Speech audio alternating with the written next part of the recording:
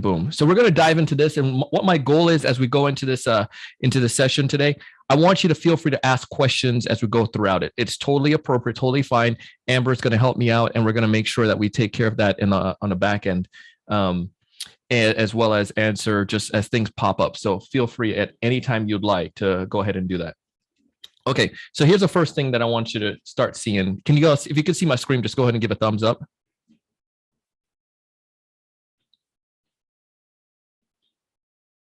All right. So I think you guys see that there. All right, perfect. So here's the first things I want to just kind of go over. We're going to go over three main ideas. So the first one is become a problem finder. If we want to help our students to be able to be the most effective, even if they're not going in sales, because I have a class right now because I drink my own Kool-Aid, right? So many of you are teaching using our courseware, but some of the students that I'm working with, they're like, Donald, I am not interested in sales at all. I'm not looking to go into anything related to that. I'm a finance major. And one of my best clients, he actually works at Delta, and he started off as a sales rep, and now he's in a position at Delta where he's in a financial role.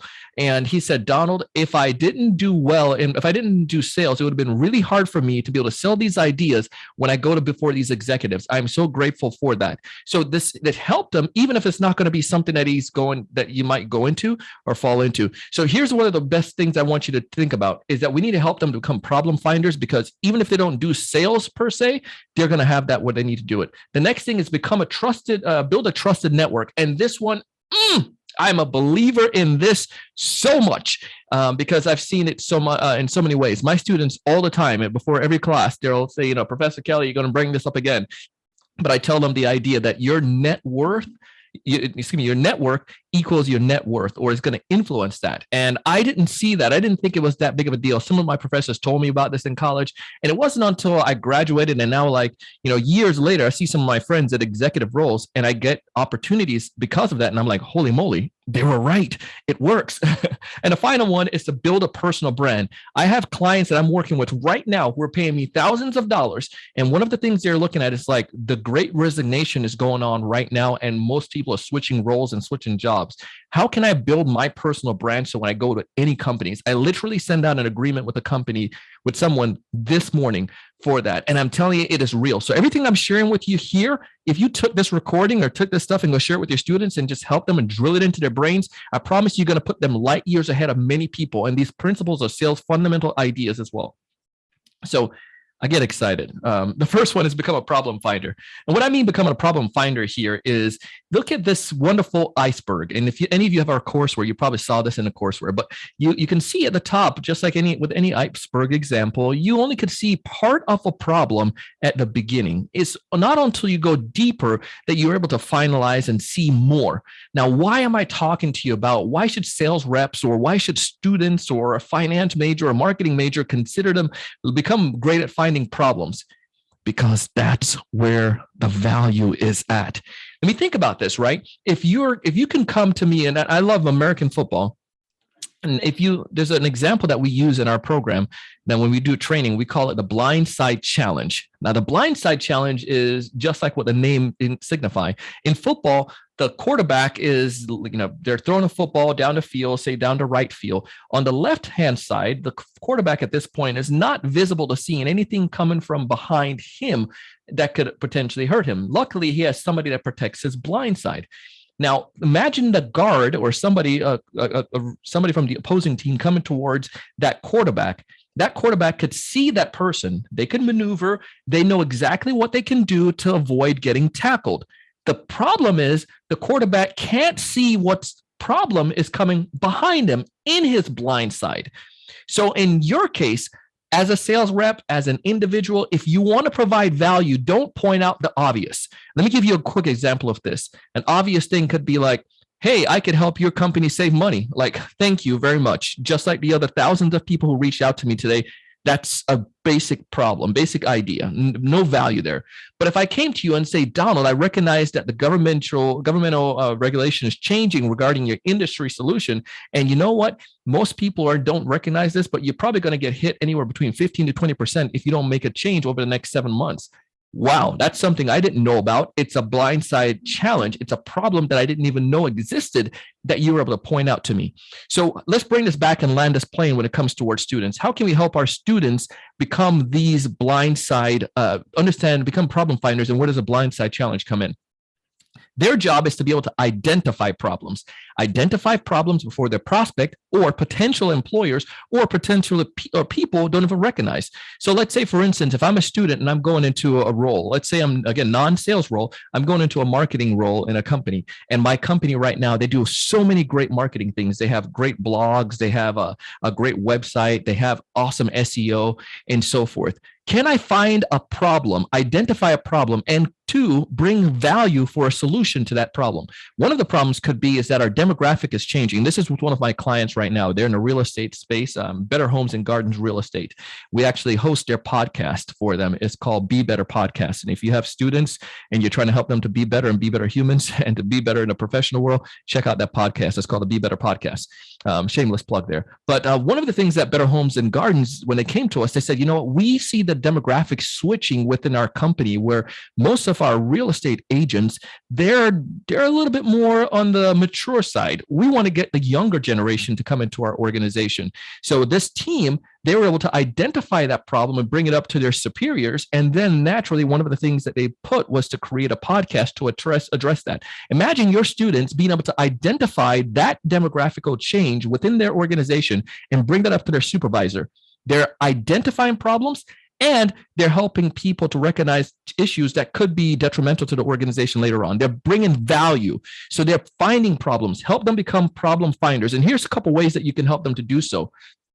The 5 whys. If you, many of you probably heard about this. You've heard about Toyota and how Toyota kind of like put this notion into play in their factory. They always follow the 5 whys. If you ask why 5 times, you probably can get down to the root cause of a problem or an issue. So let me give you an example of what this might look like, and you can see it. So here we go. So you've heard of this. There we go. All right. Sorry. The Socratic method ties very closely to the 5 why. And the Socratic method simply is named after Socrates, the Greek philosopher, who taught students by asking questions after questions. So one question led to a deeper understanding, and you further ask, and you basically, by the time you go deep enough, you find a real reason, going deep in an iceberg. So let me use a simple example here with this, with this one. I use this in my training programs a lot. So let's say that I have a flat tire. Most people would assume that the problem here with the flat tire is, dude got a flat tire.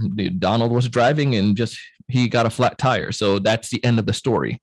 But that's not the root cause, is there? And you'll see throughout the images, there's deeper. Why did I get the flat tire? Well, I hit a pothole.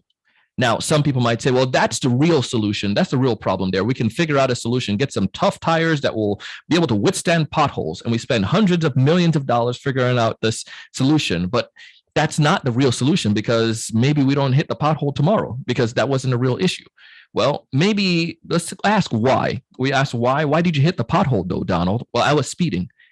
Gotcha. You need a radar. If we were to build radar into the cars automatically as a default, then people will know where cops are and they won't have to speed as much. And then they'll be totally fine. That's not the real issue. We can spend thousands of dollars and waste time on that. That's not solving the real issue. But ask one more why. So why were you speeding? Well, I overslept. Well, now we're getting down to some root issue here. This could be the final piece, but we went through the class already, so we know we need to go a little bit deeper. We need to ask at least 5 whys. So why did you oversleep, Donald? The truth is I was up late last night watching Netflix and I didn't pay attention. So I didn't plan my days. So what the root cause, when we get down to this now, we identified the problem here is that Donald just is not organized. If we can help Donald identify and figure out a way to become more organized, then he will be able to circumvent these problems. God forbid he has another issue where he's speeding to work. Maybe it's not going to be a pothole. Perhaps he might get into a car wreck, or maybe he might lose his job. So find the root cause help them become problem finders, and they'll be more successful in their roles. Hopefully that makes sense. If it does, just give me a little chat in a comment, give me a little virtual thumbs up, give me an amen or something like that, that you're grasping it. But helping our students understand how they can be effective at finding problems. Now, when it comes to the blind side problems, when it comes to the blind side challenges, this is where it requires us to be able to do research. So if like say, for instance, most people, they do research on their own product or their own services. Help them to do research on their client's industry, their client's problems, issues that their clients have, and then people who can do that's going to make them be more effective. So now, as a student in marketing or student in sales, if I'm trying to get an internship or graduate in the next 6 months, I can't go like everybody else and go try to say, hey, I'm looking for an internship. Help me to be able to be successful. Help me to get an internship at a company. But if I come to the industry and say, hey, I noticed, I've been studying up on the whatever, like say automotive industry, and I know that there are some of these major changes happening, blah, blah, blah, blah, blah. I would love to take a few minutes to talk to you about that and learn a little bit more as I'm trying to break into that world and see if it makes sense for me. Now, if somebody came to me and if I was in that industry, I'd say, man, this person is smart. Let me go ahead and talk to them and see what we can do to, give them some insights. Naturally, the internship conversation is going to come up. But if they can be problem finders, naturally, people on this, it's not necessarily people don't care about the solution, but if they can know those problems are there, they can work, they'll have the trust that you can work to find a solution if you could help find that problem in the first place. So that's one of the biggest things that I feel that we can help our students with and give them a leg up. Asking questions is not a matter of weakness or of being informed. In fact, people who ask a lot of questions tend to achieve more and learn more than those who do not. And you probably see it in your classes as well, just as much as I do. The second one, this is where the money is at right now. So I'm getting down into the deep, good stuff now. So we taught them how to find problems. We taught them how to identify those things. The second thing is to build a trusted network. Oh, man. If I can build a trusted network. And let me ask this question. Anyone just go ahead and answer in the chat there. Does anyone know who this is? Claudette Colvin. Go ahead in the chat. You all are very astute, smart folks. Claudette Colvin. If you know, say yes. If you don't, so be it. So, all right, Joyce knows who she is. Now, her story came out, story has been around for a while, but it came recently, resurfaced to most people.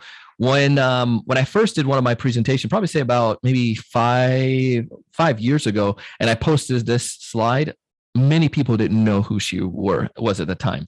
And you're right, she civil rights activist, and she did do a lot. But you know what? She had a Rosa Parks situation before Rosa Parks. Everybody who knows this candidate is, right? Everyone knows Rosa Parks, right? She had a Rosa Parks situation before Rosa Parks. But how come nobody knew her? How come she didn't get the fame and it's not the fame. How come her story didn't get the notoriety that Rosa Parks situation did? So let me give you a backstory a little bit. Rosa Parks worked with, there's an awesome book by, and I can put it you can hit me up on LinkedIn, Donald C. Kelly, and I can drop the exact one. But Malcolm Gladwell talks about the story and this example in there. But Rosa Parks was deeply embedded in the community with her, with both sides of the line. She worked with did some sewing. So she did some sewing for white individuals and had a deep network that she had. She also had folks that she connected with her civil rights, the folks that were big in the Black community as well. She was a part of her church community. She was part of so many different organizations that she had a prominence. So when the situation came up where she was on the bus and this broke, they were actually trying to figure out a way to push the movement forward. And when they heard about Rosa, that she was arrested, they said, oh my goodness, let's get the word out about Rosa. And everyone from white individuals to Black individuals and people who were rich and people who were poor, people who knew Rosa, they started to rally around this cause to help Rosa. Now, even before Claudette, there was other people, again, who had similar situations, that they were in the back of the bus in their section, but because they had more white passengers, had to go further back. Now, those people, maybe we don't even know some of their stories today.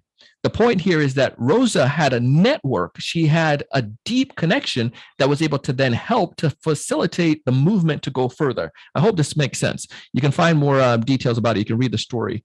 But the point here is not necessarily, people say this a lot. You see this quote at the bottom of my picture here. It's not what you know, but who you know. I don't like that one. It's not that there's some truth to it. There are some truths to that, but I just don't agree with that. Here's the statement that's more valuable and more valid, I feel. It's not what you know, but who trusts you. Repeat that one more time for the people in the back. It's not what you know, but who trusts you. So let me give you an example for this. I have had team members that worked with me who I absolutely love. I knew their family. They're great people, but I can tell you, I can't trust them, and I can't trust them. I can't put my name on them. Like, they might have left our company and say, "Hey, Donald, can you recommend me to a company?" I ain't going to do that, man, because my reputation is on the line on that one. I can't trust them. And so if you think about it with a student, many students who I see at the end of the semester, I get this all the time, because of my alumni network with Brigham Young University, Idaho, and Brigham Young in general. What I tend to see sometimes is that people hit me up at the end of the semester. I know when it's the end of the semester, because all of a sudden they start hitting me up. "Hey, Donald, a pleasure to connect. I saw you went to our school as well," and so forth. And they do all of these messages. But the point here is that they're trying to get that internship at the last hour, and they're trying to leverage their network because they graduate in like 3 weeks or a month. I'm just telling you, man, I don't know if I can trust you enough. We may both gone to the same school, but I know if I could trust you to put my name on you, to recommend you to a VP of sales or a marketing director at another company. There's a lot of ways that you need to build that trust right away. What I tell students is that you start building that network right now. That network becomes valuable. LinkedIn is a money platform. LinkedIn is a money platform. LinkedIn is a money platform. I said it 3 times now, so it must be true. I partner with LinkedIn on multiple things. I'm a creator for them. I'm part of a cohort that they do. I am recognized with them. I'm having an event in South Florida, a sales conference next week. They're my main sponsors. They're flying out. They're coming to speak at this event. So I love LinkedIn. I've drank the Kool-Aid ever since college. I started drinking the LinkedIn Kool-Aid. The point, though, what I'm trying to get at with this is that it works. It works. It works. Here's something you could tell your students, and you can help if you want to give them a leg up. Tell your students, no matter what field they're looking to go into, to just reach out to 3 individuals per week. I'm not even giving too much. 3 individuals per week in a role that they would like to have. So if they're trying to get into a finance position, they should be connecting with finance directors at companies that they would love to work at.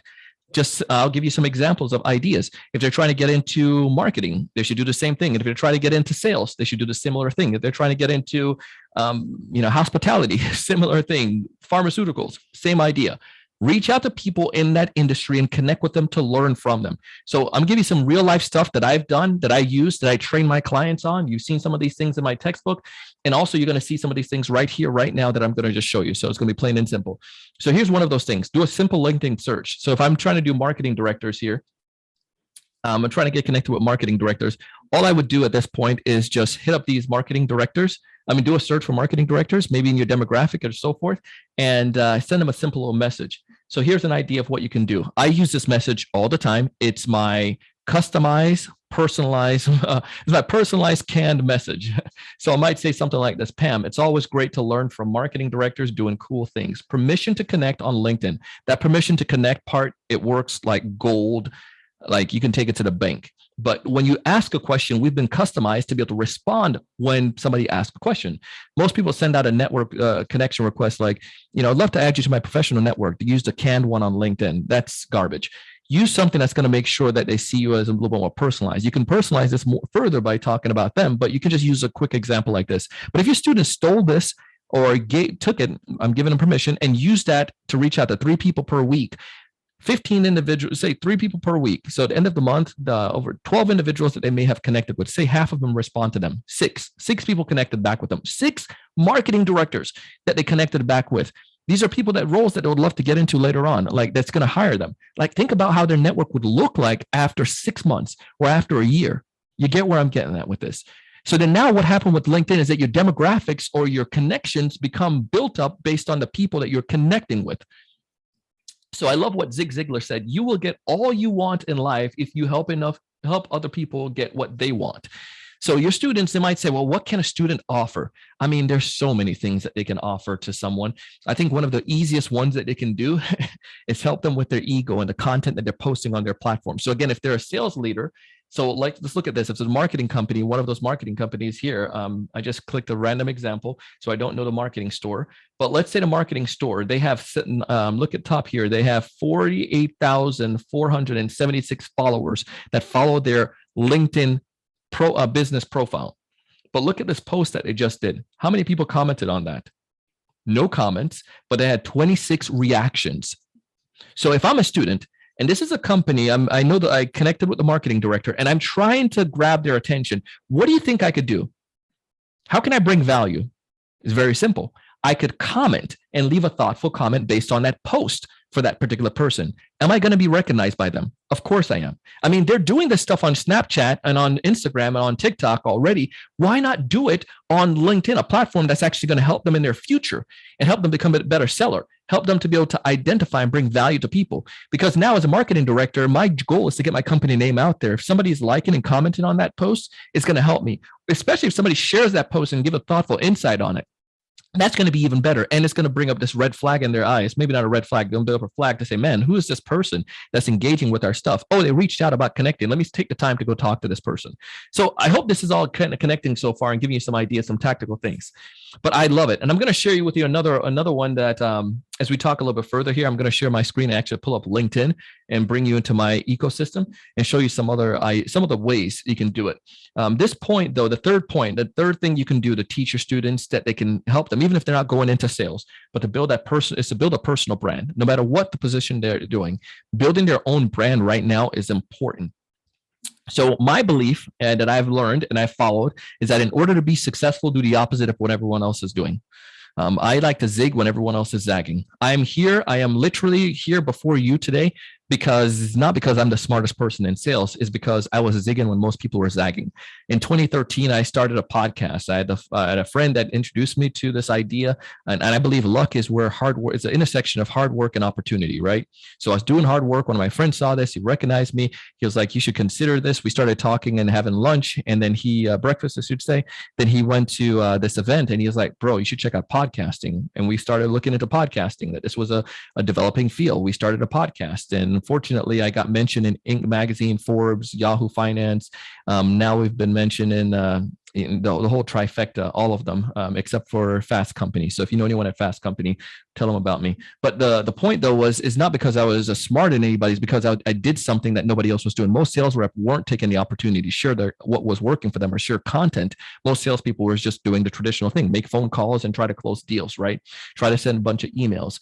Most of them weren't even taking advantage of LinkedIn. So I try to zig when everyone else was zagging. The same idea with your students.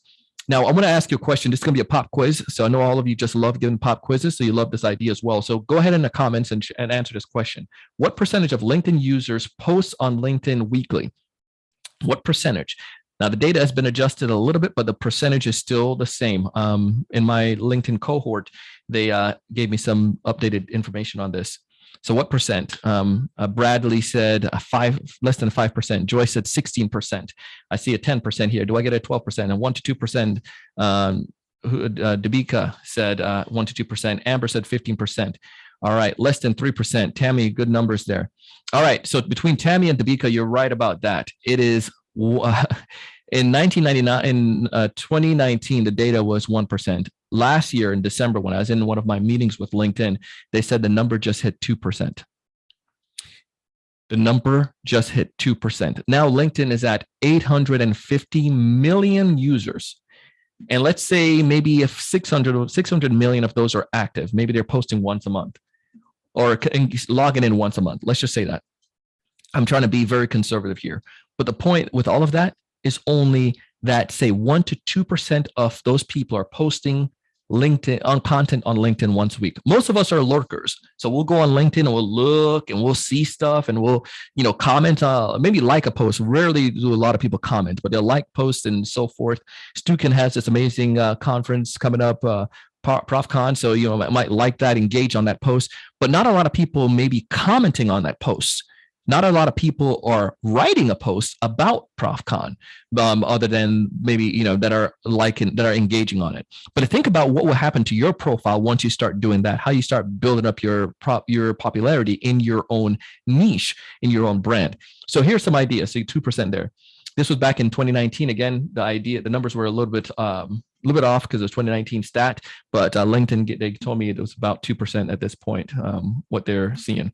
So here's something that happened, and I'm showing you this. This happened about a week ago, because I put these images in there this week. So about a week ago, I did a post because I got recognized by Salesforce as a top influencer.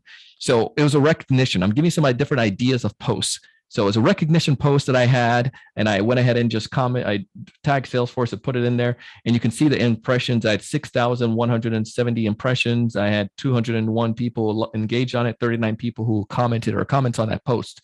It was a simple little thing. Just posted a picture, made a little comment, a little post on it, and it was a recognition. Look at your students. How many of your students can do a recognition post? Hey, just accomplished my associate degree, just accomplished this, just finished this new class, just finished this program, just did this thing or whatnot. They can put recognition or put something out there. People are going to recognize it and engage on that. Another type of post. This one was for my book I just launched recently called Sell It Like a Mango. So you can check that out. But in the book, one of the things that I talked about was just my story growing up in Jamaica. That's where the whole premise of the book comes from. So I took a picture of me in Jamaica back in 2017. As you can tell, this wasn't a stage picture, but this was a thing that I tried to sell my first product on. It was my aunt's plant stand, where she had a plants in a garden at her home, and that's what I lived with for a while. But I took the plants off, and then I just put some candy and a little piece of box on top or whatever, and try to sell the candy. That was my shop, quote unquote, as we say in Jamaica. I took that post and I wrote something about it, a micro blog, so to speak, posted on LinkedIn, 8,283 impressions, and 102 others, liked it, and 42 comments. It was just a simple idea. Now, one of the magic that happens when you do this, I'm going to show you, and this is another one. This is a personal. So I've showed you like a recognition. I've showed you like maybe like a business idea, a thought. I use a personal picture to share a business idea with my book right there. So it's just like a thoughtful post. This one is it's a Fresh Cut Friday. Every week, every 2 weeks, we get a haircut, my son and I. So I did this once, and then people started to love it. So we started doing it. It brings a lot of engagement, and it's just a show of personal side. So me and my little son here, we started a little tradition. So Fresh Cut Fridays. I have clients that I meet with, and they'll bring up Fresh Cut Friday, bring up Caleb. And it's like, how do you know this? Well, you always see your posts or whatnot. They're engaging with it. All right. So all of this stuff, why am I telling you all of this? Here's another one that I did the other day. I'm showing you these different types, and I'm going to show you real quick, give you a quick example how we can make this happen, tie this all together with building your personal brand. So, can you still see my screen? Okay, I think you can. All right, so I need your help. So I needed help with, I'm doing a podcast series, and I needed some BDRs for the series. So I did a post, and a bunch of people in my network, they commented on that post. And that another thing that it pushes up my popularity. And it was just a simple idea. And a final type of a post that you can do, and this is some of the engagement, the people who commented on that. So I can see account managers, founders, sales managers, sales development reps, people who are great for my business that were commenting, engaging on that post. Another one is a poll. This is a really new, or not really new, about a year and a half now, LinkedIn started really pushing polls out to everyone. But I had a poll question that I asked here. And LinkedIn really like polls. So I'm just telling you that LinkedIn really like polls. They really, really, really like polls right now. So if any of you are marketing and you're trying to teach your students some new things, have them go and play with polls because it works. So I asked, curious to see what you're feeling about this. Have you gone to an in-person event since the pandemic has calmed down? And just wanted to see what people are sharing. 250-ish comments on that, votes on that. And then you saw a lot of those people that were interacting. So it was a great thing, and I got some good insights from it. So what does this all mean? So let me show you. I'm going to go off script here. So hope Stuking doesn't get mad at me. So I'm getting off the script. I'm going up to my LinkedIn profile. I'm showing you the real deal right now. So you probably could still see that. Come here. I'll go down to some of my posts. Show you all of my activities. Go to posts, and I'm just going to give you a quick example of what your students can do to take advantage of this. Let's go back to this one here.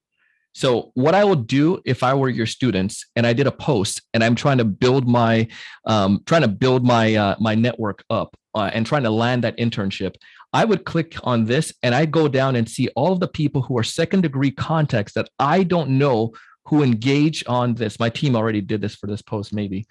But I would go and see all those people who liked that post or engage on that post that I don't know and reach out to them and do a personal message. So let's see if we can find any. I might do something like, all right, here we go. This is where the money is at now. So I might reach out to Matt Schulman, communication manager at Crunchbase. So if I'm a sales student, I'm trying to get into a company like Crunchbase, I might say, hey, Matt, I saw that you engaged on a post that I did or a poll that I did or the picture that I posted. Permission to connect here on LinkedIn. He's going to accept that. And then it's going to start that conversation. Matt, I would, thank you so much for accepting this. I'm actually a big fan of Crunchbase and what you guys are doing. I really like this thing. Go Google and see what they're doing. Really like this thing you guys are doing right now. I want to learn about getting into marketing for a company like this. Would it be okay if I was to pick your brain about some of the changes and things you see on the marketing front right now? Of course, he's probably going to take that opportunity to respond. Yeah, it's a kid asking, we'll give him a 15, 20-minute call. But I'm building up my brand as one, somebody who is sharing relevant content in the marketing space because I'm trying to get a job in marketing. And two, I'm engaging with those leaders who are commented on my posts. This is where people drop the ball. So when you hear social selling, this is what needs to happen. Most people post content and then go spam, don't post because only 1% to 2%. They might share things that marketing has done, or they go and spam the world and just connect with a bunch of people and say, hey, buy my product, buy my product. That is not social marketing. That is just amplified spamming. All right. So what you want to do is build that connection, take it to the inbox, have dialogue.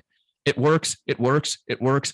Scouts honor, whatever you need me to do, swear to whatever, it works. This is how our team makes money. So take advantage of those second degree contacts. Now, it's not going to be everyone, but Mike Thomas is a great one for me. He's a sales manager. I have Gillian here. She's a sales manager. Great person for me to connect. So our team will reach out to her. Inside sales representative at Open Gear is a client of ours. So awesome. But this is what they can do. It's to engage with the content, engage with those people to build a network. I'll shut up there so far. Any questions you all have? I just pulled the curtains back and showed you there. But you can do this with any of your posts, all the things that you're doing. Get those people who are second degree, connect with them. Tell them, connect with them. And then from the connection request, start having a conversation. If your students were doing that with the 3 people they're connecting with every single week, I'm telling you, you're going to blow it out the water. They're going to find the best jobs. They're going to be the most successful. There's a student that did this really well at Brigham Young University in Idaho and Marcelo. And this kid is just like, he's worked for many of the major companies. He worked for LinkedIn. He's working with LinkedIn right now. He's done it with, worked at YouTube and with as an intern, and also Google, and he worked at Stukin as well. And this kid just really understood this idea of being forefront of sharing content and just did that. Now you might say, well, what can a student share? They have tons of knowledge. They do research for you guys and write like freaking 5-page papers and stuff like that. They can write a 100 character post and talk about a principle, condense an idea, something they're learning in one of their classes. Just share what's working. Even a post like this, hey, like say, I did not believe this, all caps. In my class this week, I learned from Dr. Barry Smith. Maybe I put a doctor before your name, Barry. I just made that up. So I learned from Dr. Barry Smith about LinkedIn and about only 2% of people posting. That's so crazy. I make a commitment today that I'm going to improve that and post weekly and share my journey as I'm going through things that I'm learning from the marketing world and my own research. Tell me, what do you guys think about this idea? Do you feel that the marketing field there's growth in the marketing field, but they're engaging? Hashtag whatever, hashtag marketing, hashtag development, hashtag content. But that's something simple. If we could teach them that, I'm telling you, you're going to put a wildfire before them. So here's some other ideas, things that they can post. Top 10 issues in their industry. So if I'm going into finance, if I'm going into sales, if I'm going into marketing, just go search right now, top 10 issues, and they'll probably see a bunch of those things. You're welcome, Dr. Barry Smith. You like doctor? If you don't have your doctorate yet, now you're honorary. So top 10 issues in the industry that they can look at. So if they can go and find those top 10 things that are going on in the industry, they can go ahead and write a post on those things. Like for 10 weeks, they can come to you as a professor and say, what are some of the things that you're learning that you're seeing right now that are issues that could be affected in marketing directors? Or if some of you worked in the field before, you might say, what are some of the top issues you face as a leader of a company, or as an entrepreneur, or as a marketing professional? Life lessons. Go back to mine when selling mangoes in my front yard. And I do have a mango here right now. It's not a prop. One of my teammates brought a bunch of mango. It's mango season in South Florida because we're like an extension of the Caribbean, but this is going to be lunch when I'm done with this call, Zoom. So, but maybe talk about a life lessons. Maybe it's something you learned at the Boy Scout camp. Maybe it's something you learned while growing up in, with a youth leader. Maybe it's something that you learn in, like from a parent, from your mom, or from a dad. Like there's so many different things, life lessons in so many different ways. Perhaps it's when you went to Target last week and you try to buy a new dress, and the person was so helpful and they just went above and beyond. Like to write about that and give Target a shout out. Come on, man. Like there's so many ways. So life lessons, personal daily experience. So kind of blended into that. Maybe my daily experience was today I got frustrated because that was the first time I had to drive to the office in like so long, or drive to class in so long. And I'm trying to figure out how. I realized that I'm living in a country where I do have the opportunity to drive, and where I do have the opportunity to get education. And I learned from this. What are some things that you all have learned today that's helped you to be grateful for what you have? Making stuff up, tips on what they're learning. So go back to the example we talk about there with the tips. Like, here are 10, here's one thing, 5 things I learned this week in my marketing class, 15 things I learned over the past semester when it comes towards sales. There's so many things that you can do to make magic and to make content. It is easy. And it's almost like nobody's doing it. Not nobody, but a lot of people are not doing it. Most students are not doing this. They're going to be focusing on, what students focus on. But I'm telling you, if you want them to stand out the most, do those things. So I'm going to do a quick recap here, bring these back up to the very top so you can see. And if you want these slides, I think you can get them from ProfCon folks. But the 3 things that I would recommend, and I'm going to open up Q&A right now. Help them become problem finders. Number 2, build a trusted network by engaging with people on LinkedIn. And then number 3, build a personal brand by sharing content, because only 2% of people are sharing content on LinkedIn. If they were to do this, they're putting themselves in a whole different echelon. And think about the billions of impressions that are going to just that 2%. I forgot, I think there's like the picture here says like there's 9 billion impressions that LinkedIn has per week. Go back to that. So 260 million monthly users share the post. And so those 3 million or so users get 9 billion impressions. So in some ways, I don't want people to do it because then it takes away the impressions that I'm getting. But it's the wild, wild west right now on LinkedIn. And it's there for your taking. So I'll stop. I'll answer your questions. If you want to connect with me, you can find me on LinkedIn, Donald C. Kelly. Please be my friend. It'll be an awesome thing to do. But what questions do you have? Or what questions came in there, Amber? We didn't have any questions come in yet, Donald, but feel free to drop those in the chat. We know that you just released the professional selling courseware not too long ago. So while we're waiting for some questions, do you mind giving us just your quick elevator pitch of your courseware? Yeah. So Garrett had a question. Do you grade on these type of outreach, or is this that's just tips and suggestion you give to students? I give it as a suggestions to students, but also one of the things that we do at the beginning of my class, I told them that we're changing this and we're working on an assignment that we're going to do for them where they're going to actually do outreaches. So BJ and I were talking about that for some of the content that we're creating. BJ is my co-author of the courseware for Stukin. But one of the idea here is that to have students literally do outreach as a part of their activity. At the beginning of my class, I asked them, tell me about your networking experience. And participation is huge in my class. And I asked them to make sure the participation points are great for them. So every day they have to come and participate. So students come with their stories and tell me example. I've hired one of my students right now because she did exactly that. End of the semester, things got done. She applied the stuff. She graduated, about a year later, she was graduating. She said, that I mentioned to her the idea of asking for, connecting with folks. So I connected with her and she was asking, do I know anyone that's looking for a marketing student? I said, sure, let me go check my network. Send me your resume. She sent me her resume. And then I was like, I showed my wife who works at our company as well. And I was like, look at this. And then she was like, oh my goodness, this is exactly what we need. So we set up a call and we said, would you like to talk? So we hired her and she's our social media manager. So all of my social media stuff she takes care of right now, but she just used the same thing. So that, but yes, Garrett, these are tips, but it's some stuff we hold them with. And then some of the things we're looking to do more too with our students is to have assignments specifically around using LinkedIn outreach. It just gives them a whole nother level. Amber posted something here. Thank you. This is the best session, best presentation I've seen in a long time. Oh, Joyce, you're too nice. You're too nice. I'll go ahead and give my my link so I can send the invoice to it so you can pay for the session. I'm just kidding, Joyce.